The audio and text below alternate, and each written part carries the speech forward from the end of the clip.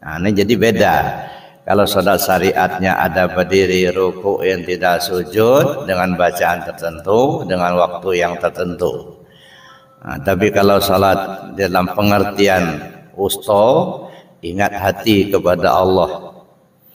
Nah, kalau salat secara daim itu artinya penyaksian zat kepada sifat secara terus menerus, tak terbatas oleh waktu dan tempat, di mana saja. Nah, itu yang berdiri sholat, dirikan sholat. Nah, kalau dirikan sholat artinya apa? Terus menerus. Bukan hanya ketika kita sholat 5 waktu saja, kan dirikan sholat. Aqimis sholat li zikri. Kau dirikan sholat untuk mengingat aku. Jadi mendirikan sholat tentu beda dengan mengerjakan sholat. Kalau mengerjakan sholat tubuhnya berbuat, itu sholat syariat. Tapi kalau mendirikan sholat itu terus menerus keyakinan.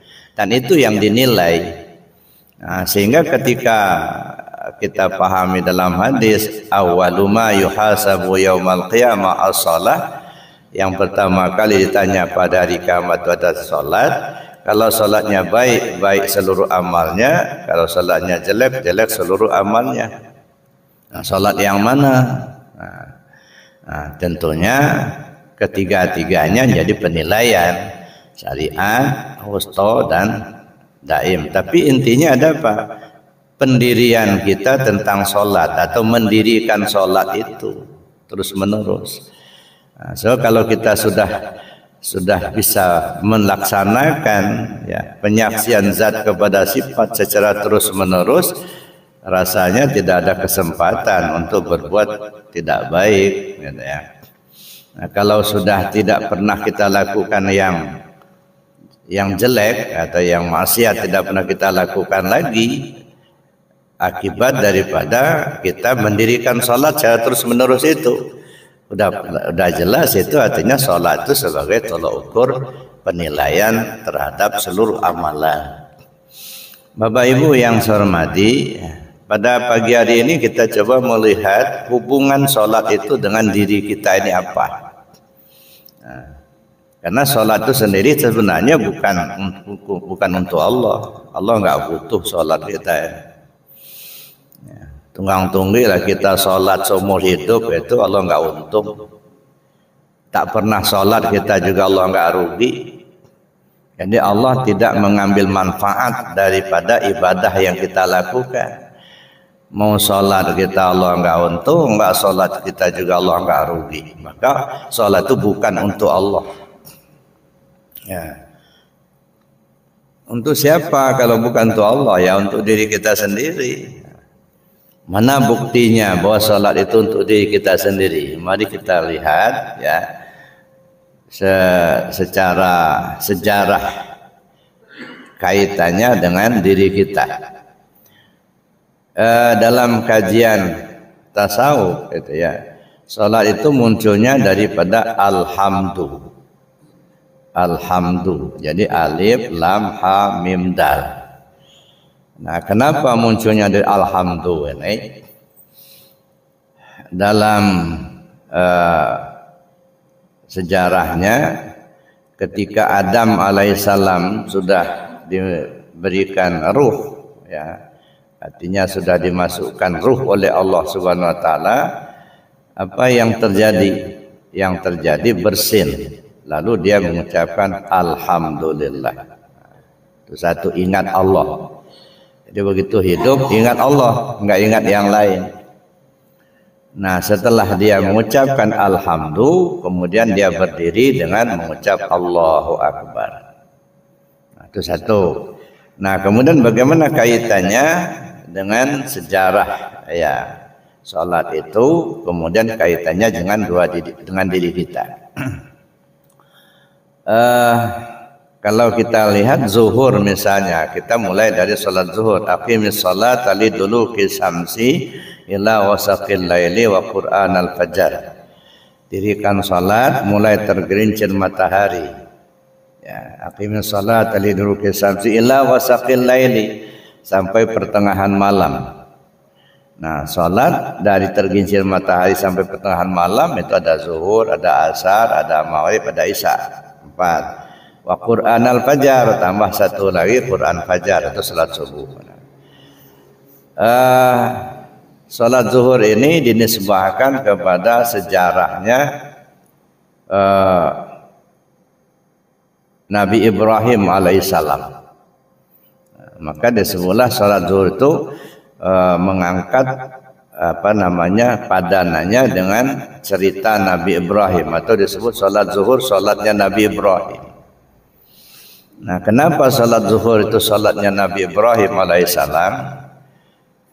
Karena pada saat Ibrahim alaihissalam melaksanakan penyembelihannya terhadap putranya Ismail alaihissalam, nah setelah diganti oleh Allah melalui Jibril dengan penyembelihan seekor kibas, lalu kemudian beliau meninggalkan tempat itu. Sebelum beliau meninggalkan tempat itu, beliau sujud terlebih dahulu 4 kali sujud. Sujud yang pertama menyatakan syukur kepada Allah karena beliau telah melaksanakan perintah Allah. Nah, ini panjang ceritanya bahwa Allah perintahkan kepada Nabi Ibrahim untuk menyembelih anaknya. Nah, beliau laksanakan itu. Jadi bersyukur kepada Allah walaupun hanya lewat mimpi dalam kisahnya itu, tapi beliau yakin betul itu ada perintah Allah dan memang benar perintah Allah. Alhamdulillah itu terlaksana.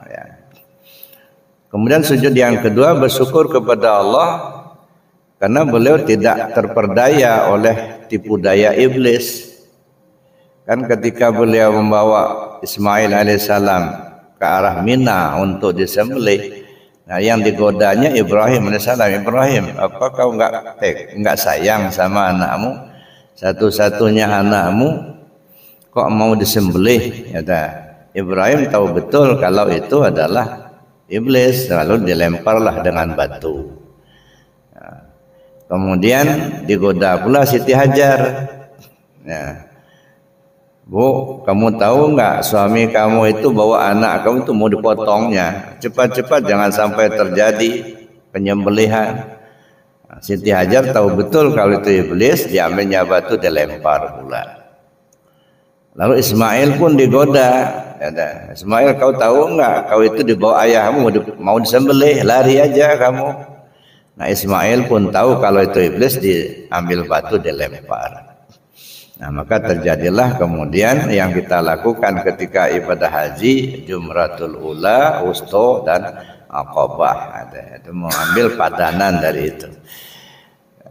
Bapak Ibu yang saya hormati, nah setelah sampai di Mina kan Nabi Ibrahim alaihissalam mengajak diskusi kepada anaknya. Anak umur 7 tahun diajak musyawarah untuk disembelih.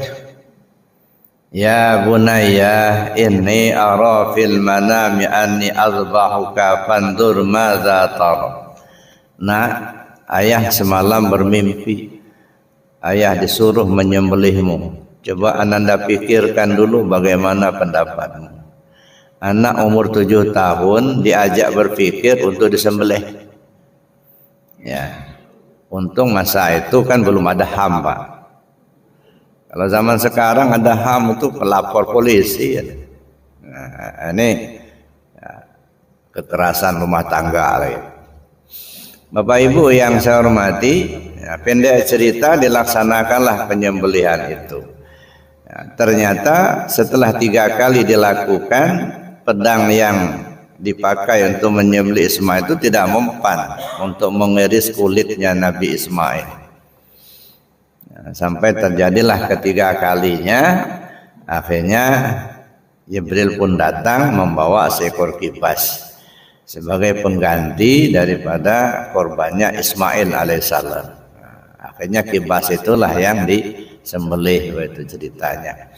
Nah, setelah selesai penyembelihan itu, Nabi Ismail dan Ibrahim alaihissalam meninggalkan tempat itu. Nah, sebelum meninggalkan tempat itulah sujud pertama bersyukur kepada Allah karena sudah melaksanakan perintah Allah. Sujud kedua bersyukur kepada Allah karena tidak tergoda oleh iblis. Nah, sujud yang ketiga bersyukur kepada Allah karena beliau Ismail alaihissalam itu orang yang sabar. kan setelah disuruh berpikir sama Nabi Ibrahim alaihissalam, ayah semalam bermimpi, ayah disuruh oleh Allah menyembelihmu. Coba Anda pikirkan bagaimana pendapatmu. Nabi Ismail spontan menjawab, ya abati fa'al ma tu'mar satajiduni insyaallahu minas sabirin.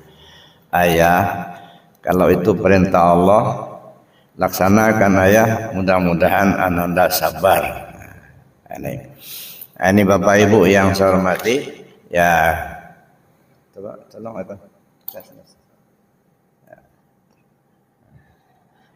Sabar. Nah, jadi beliau meninggalkan tempat itu, akhirnya ya sujud kepada Allah karena beliau sudah melaksanakan perintah Allah.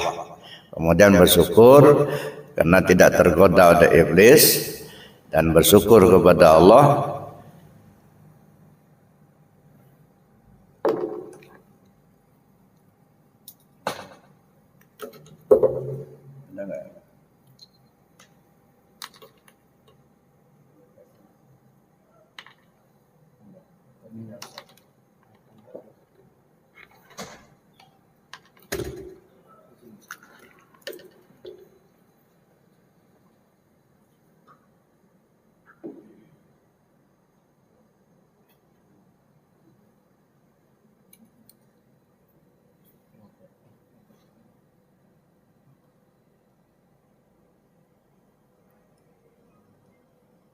Ya, bersyukur kepada Allah, tidak tergoda iblis. Kemudian sujud yang keempat, bersyukur kepada Allah ya karena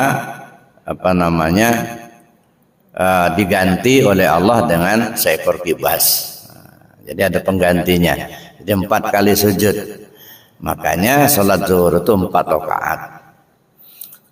Dan itu terlaksananya itu pas waktu zuhur masuk. Tergelincirnya matahari.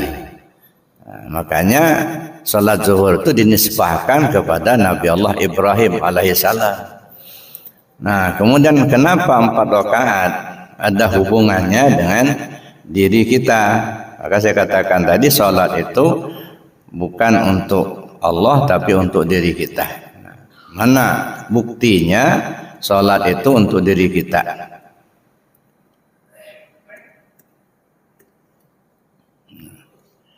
Kita lihat dalam diri kita ini ada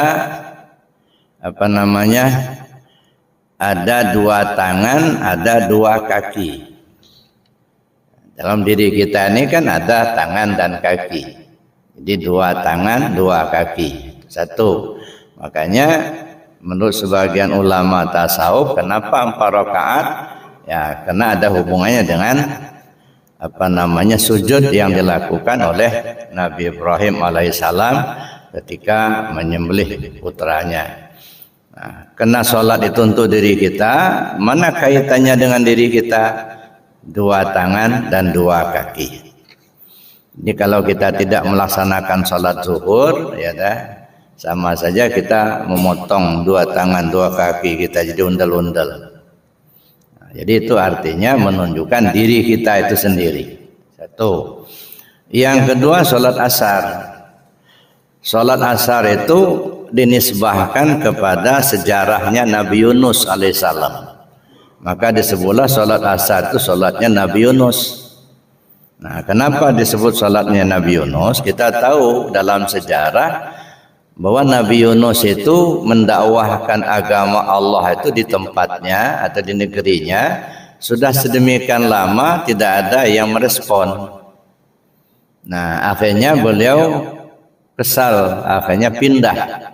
Beliau ingin mendakwahkan Islam itu, tauhid itu kepada orang lain di luar negerinya atau di luar kampungnya.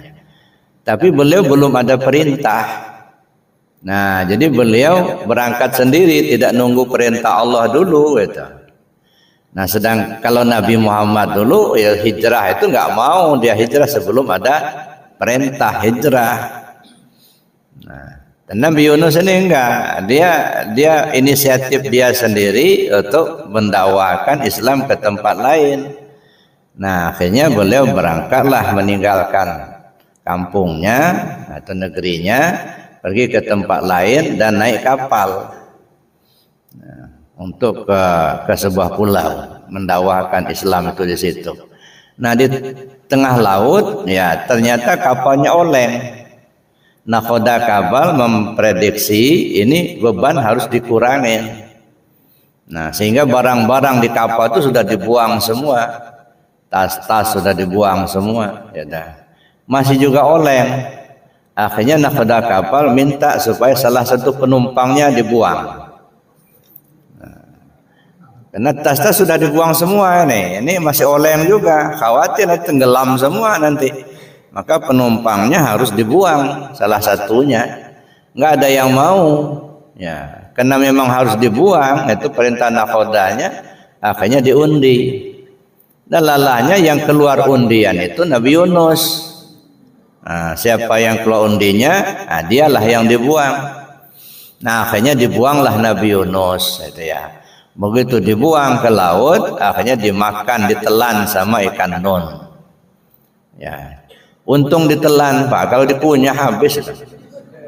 Nah, jadi begitu ditelan, nah, akhirnya sudah gelap lah, masuk ke perut ikan, dibawa oleh ikan ke dasar. Ya, datanglah Jibril alaihissalam untuk mengajarkan doa Nabi Yunus, la ilaha illa anta subhanaka inni kuntu minaz zalimin. Itu doa Nabi Yunus ketika berada perut ikan. Kalau kita mendapatkan satu kesulitan, banyak-banyaklah baca doa la ilaha illa anta subhanaka inni kuntu minaz zalimin. Doa Nabi Yunus. Nah, setelah dibacakan itu diamalkan Yunus, rupanya beliau seolah-olah berada pada peti kaca.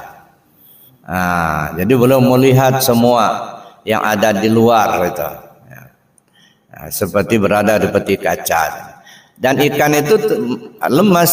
Kalau dibacakan doa ini dia lemas, akhirnya tidak punya kekuatan lagi, terbawalah oleh ombak sampai beliau ke pinggir atau ke pantai. Nah, sampai di pantai dimuntahkannya, akhirnya keluarlah Nabi Yunus itu dari perut ikan itu.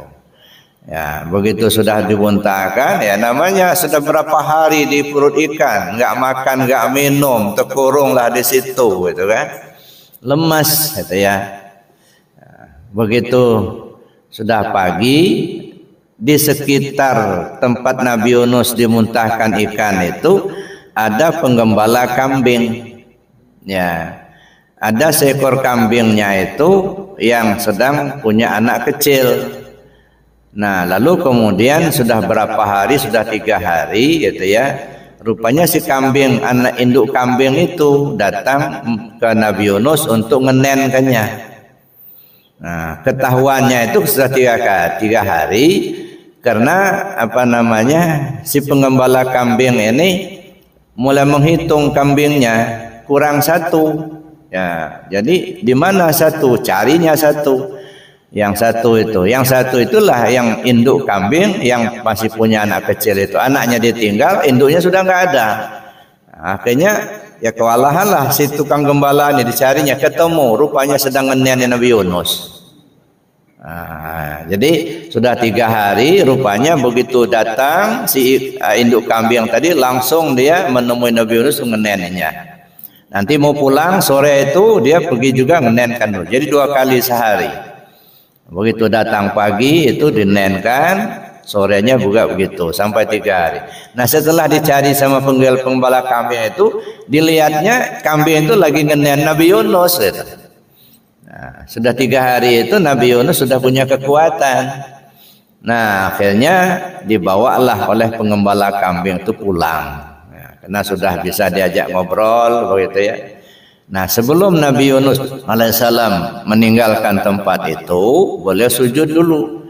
Sujud pertama bersyukur kepada Allah karena beliau terlepas dari kegelapan pikiran sehingga beliau ditelan oleh seekor ikan. Kan gelap pikiran, sekian banyak penumpang, dia yang menceburkan ke laut.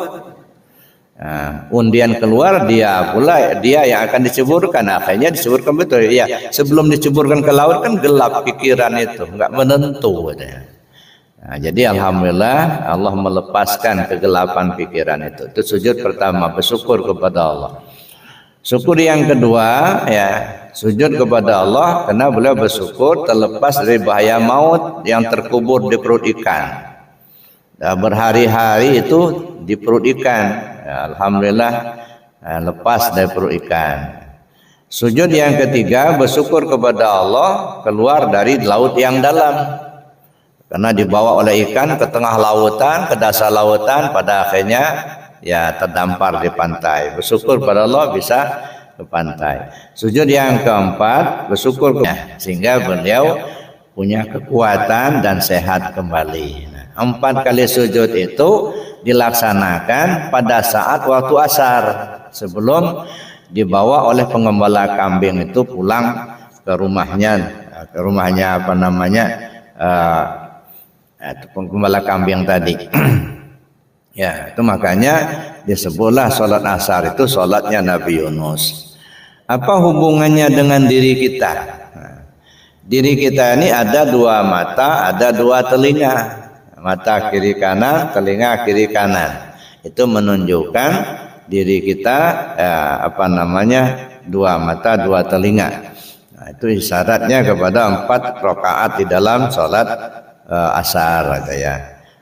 Nah, ini nanti akan ketahuan ternyata benar sholat itu bukan untuk Allah, untuk diri kita inilah. Hubungannya kan ada. Sholat zuhur tadi 2 tangan, 2 kaki. Sholat asar 2 mata, 2 telinga gitu. Kemudian sholat maghrib. Nah, sholat maghrib itu disebut dengan sholatnya Nabi Isa alaihissalam. Ya. Sholat maghrib itu sholat Isa apa namanya? Sholatnya Nabi Isa alaihissalam.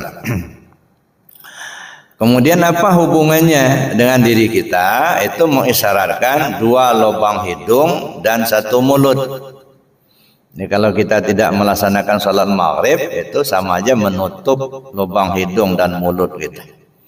Nah, jadi sholat maghrib itu dinisbahkan kepada Nabi Isa alaihissalam. Kenapa dinisbahkan kepada Nabi Isa alaihissalam? Ya. Karena Nabi Isa ini di dalam riwayatnya adalah berada di zamannya seorang raja Bani Israel yang bernama Herodes. Nah, jadi Herodes ini sangat benci kepada Nabi Isa ini karena Nabi Isa ini menghimpun kekuatan untuk melawan kezaliman Herodes ini. Nah, alhamdulillah pengikut beliau sudah banyak ya, pemuda-pemuda, orang-orang yang memang diajak oleh beliau dan banyak yang sudah mengikuti Nabi Isa alaihissalam. Tapi di antara murid Nabi Isa ini ada 1 orang yang murtad. Ya, jadi dari zaman dulu lah yang namanya murid ngelawan guru itu dari zaman dulu, bukan zaman sekarang aja. Ya. Ada seorang muridnya itu yang murtad itu pada saat itu. Ya. Dan beliau yang memberitahu untuk apa namanya dibunuh ya. Kita lihat di sini. Jadi ada seorang raja Bani Israel yang bernama Herodes itu tidak merasa senang dengan kehadiran Nabi Isa dan menuduh Siti Maryam telah berbuat zina sehingga melahirkan seorang anak laki-laki dan menganggap Nabi Isa itu sebagai nabi palsu. Kemudian menyuruh salah seorang pengikut Nabi Isa yang bernama Yahuza yang berkhianat kepada beliau untuk menangkap Nabi Isa. Jadi orang inilah yang menunjukkan keberadaan Nabi Isa dan mengajak serdadu untuk menangkapnya. Nah, jadi karena Herodes ini merasa terganggu dengan tindakan Nabi Isa alaihissalam yang menyebarkan ajaran tauhid dan meluruskan kezaliman Raja Herodes ini, akhirnya Raja Herodes ini berusaha untuk menangkap Nabi Isa alaihissalam. Nah, lalu dicarilah di mana tempat beliau berada. Akhirnya ada seorang murid beliau yang bernama Yahuza yang murtad ya, lawan Nabi Isa, keluar daripada pengikut Nabi Isa. Nah, dialah yang menunjukkan. Akhirnya Raja Herodes ini memerintahkan beberapa orang tentara bersama dengan Yahuza untuk menangkap Nabi Isa. Berangkatlah mereka ke situ.